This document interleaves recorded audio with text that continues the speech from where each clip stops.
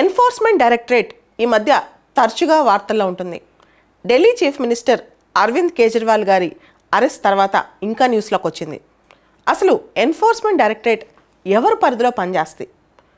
Enforcement directorate ministry of finance కిందకు వస్తుంది. Enforcement directorate అనేది చట్టబద్ధ సంస్థ కాదు, రాజ్యాంగబద్ధ సంస్థ కాదు. అంటే అది స్టాట్యుటరీ బాడీ కాదు, కాన్స్టిట్యూషనల్ బాడీ కాదు. అది మినిస్ట్రీ ఆఫ్ ఫినాన్స్ కింద, డిపార్ట్మెంట్ ఆఫ్ రెవెన్యూ కింద పనిచేసే సంస్థ మాత్రమే. ఎన్ఫోర్స్మెంట్ డైరెక్టరేట్ అనేది మొదటిసారిగా 1956 సంవత్సరంలో enforcement unit, department of economic affairs కింద ఎన్ఫోర్స్మెంట్ యూనిట్గా స్టార్ట్ అయింది. ఆ తర్వాత 1957లో ఎన్ఫోర్స్మెంట్ డైరెక్టరేట్ అనే పేరు దానికి పెట్టారు. Enforcement directorate cannot take up the cases suo motu. తనకే అదే ఆటోమేటిక్గా కేసెస్ తీసుకోదు. అవి కంప్లైంట్ బేస్డే కేసెస్ టేకప్ చేస్తుంది అనమాట. Enforcement directorate suo motu cases take up చేయదు. మినిస్ట్రీ ఆఫ్ ఫినాన్స్ కింద, డిపార్ట్మెంట్ ఆఫ్ రెవెన్యూ కింద, డిపార్ట్మెంట్ ఆఫ్ రెవెన్యూ పరిధిలో ఎన్ఫోర్స్మెంట్ డైరెక్టరేట్ పనిచేస్తుంది. ఎన్ఫోర్స్మెంట్ డైరెక్టరేట్ వెబ్సైట్ ప్రకారం, వాళ్ళ సొంత వెబ్సైట్ ప్రకారం, ఎన్ఫోర్స్మెంట్ డైరెక్టరేట్ అనేది ఒక మల్టీ డిసిప్లినరీ ఆర్గనైజేషన్, ఒక లా ఎన్ఫోర్స్మెంట్ ఏజెన్సీ అనమాట. సింపుల్గా చెప్పాలంటే దేనికి సంబంధించి? మనీ లాండరింగ్, హవాలా ఇలాంటి వాటికి సంబంధించి, తర్వాత ఎకనమిక్ ఫ్రాడ్, ఆర్థికపరమైన నేరాలకు సంబంధించి, ఎకనమిక్ అఫెన్సెస్ అనమాట, పెద్ద పెద్ద ఆర్థిక నేరాలు, ఫారెన్ ఎక్స్చేంజ్ వయోలేషన్స్ అంటే ఇల్లీగల్ హవాలా రూపంలో బ్లాక్ మనీ తీసుకురావటం, ఫారెన్ ఎక్స్చేంజ్ నార్మ్స్ వయోలేట్ చేయటం, ఇవన్నీ అనమాట. వీటన్నిటికి సంబంధించిన నేరాలు ఎన్ఫోర్స్మెంట్ డైరెక్టరేట్ పరిధిలోకి వస్తే ఎన్ఫోర్స్మెంట్ డైరెక్టరేట్ దీనికి సంబంధించి ఇన్వెస్టిగేట్ చేస్తుంది అనమాట. మనీ లాండరింగ్ అంటే అనేక లావాదేవీలు, అంటే ట్యాక్స్కి గండి కొట్టే లావాదేవీలు అనమాట.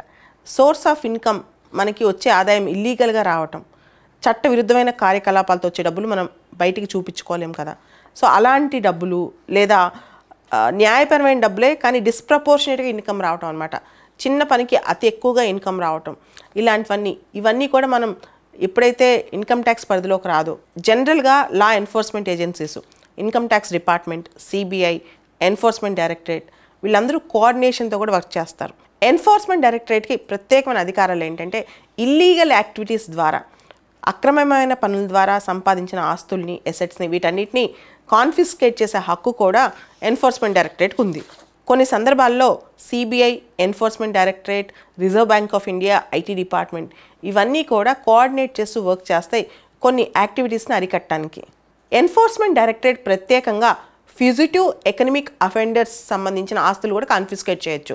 ఫ్యూజిటివ్ ఎకనమిక్ అఫెండర్స్ అంటే భారతదేశంలో ఆర్థికపరమైన నేరాలు చేసి ఇతర దేశాలకు వాళ్ళు పారిపోతే, వాళ్ళు చట్టానికి చిక్కకపోతే ఇక్కడ వాళ్ళ ఆస్తులన్నీ కూడా ఎన్ఫోర్స్మెంట్ డైరెక్టరేట్ కాన్ఫిస్కేట్ చేయొచ్చు అనమాట.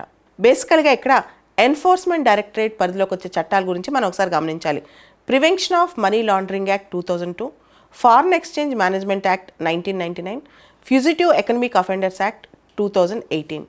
ఈ 3 చట్టాలు ఎన్ఫోర్స్మెంట్ డైరెక్టరేట్ ఈ 3 చట్టాలకు సంబంధించిన అంశాలన్నీ చూస్తూ ఉంటుంది. అయితే ఇక్కడ ఇంకొక చట్టం ఉంది, కాఫీ పోజా అని, conservation of foreign exchange and prevention of smuggling act. Foreign exchange and smuggling సంబంధించి కాఫీ పోజా అనే చట్టం. ఈ చట్టం కింద ఏదైతే ఫారెన్ ఎక్స్చేంజ్ మేనేజ్మెంట్ అంశాల్లో ఫారెన్ ఎక్స్చేంజ్ క్రైమ్స్ జరుగుతాయో మళ్ళీ దానికి సంబంధించి కూడా ఎన్ఫోర్స్మెంట్ డైరెక్టరేట్ ప్రత్యేకమైన చర్యలు తీసుకోవచ్చు. 2023 వరకు ఎన్ఫోర్స్మెంట్ డైరెక్టరేట్ కేసుల స్టేటస్ ఒకసారి చూస్తే 2005 నుంచి 2023 వరకు ఎన్ఫోర్స్మెంట్ డైరెక్టరేట్లో 5,906 కేసులు రిజిస్టర్ అయ్యాయన్నమాట. దానిలో కేవలం 1,142 కేసుల్లో మాత్రం ఛార్జ్ షీట్ పడింది. కేసు డిస్పోజ్ అయిన కేసులు ఎన్నో తెలుసా? అంటే మొత్తం కేసు ఫైనలైజ్ డిస్పోజ్ అయిన కేసులు కేవలం 25. అంటే ఎన్ఫోర్స్మెంట్ డైరెక్టరేట్ కేసులు డిస్పోజల్ అవటం అనేది ఎన్ని సంవత్సరాలైనా సరే ఆ కేసెస్ కంటిన్యూ అవుతూనే ఉంటాయి అన్నమాట. 5,000 కేసులు దాదాపు రిజిస్టర్ అవుతే డిస్పోజ్ అయిన కేసులు కేవలం 25 మాత్రమే ఉన్నాయి. ఎన్ఫోర్స్మెంట్ డైరెక్టరేట్ యొక్క డైరెక్టర్ని అపాయింట్ చేసేది central government based on the recommendations. అంటే ఒక కమిటీ సిఫార్సుల మీద, ఆ కమిటీకి చైర్మన్, ఎన్ఫోర్స్మెంట్ డైరెక్టరేట్ యొక్క డైరెక్టర్ని అపాయింట్ చేసే కమిటీకి చైర్మన్గా central vigilance commissioner, CVC, central vigilance commissioner గారు ఉంటారు. ఆ తర్వాత మెంబర్స్గా vigilance commissioners, home secretary, revenue secretary, secretary of DOPT వీళ్ళందరూ ఉంటారు.